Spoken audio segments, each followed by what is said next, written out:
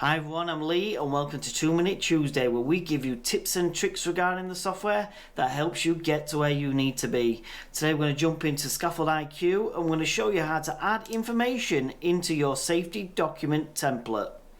Let's get started.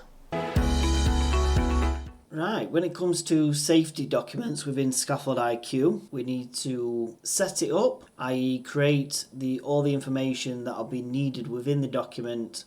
We'll go into Global Options, and here you'll see a tab for Safety Document Template. Now within this section you'll see some pre-made information for you, just to give you an idea on what we envision you having within your document. Okay, so your top half is your hazard section.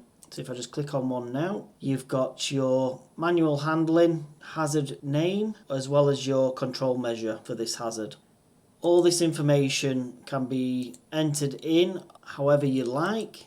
If I wanted to add a new one in, I can just click on add here. I've got my hazard section, and then obviously give it a name, which will appear here as well as in this part here in your hazard section. And then obviously your control measure show here once you've created it. Now if there's a way that you're wanting it to show up within your document, you can click on the section you're wanting, and then you can move it up and down by using these arrows here. Now if you go further down, you've got your method statement side of things. I can click on any of these sections. If I need to edit this section, I click on the edit button here. It'll bring me up this template, and then I can fill out any information or change any part of this section, and then just click OK. If I want to add a section, I can click in here, text section. It'll bring up that template again, give it a name.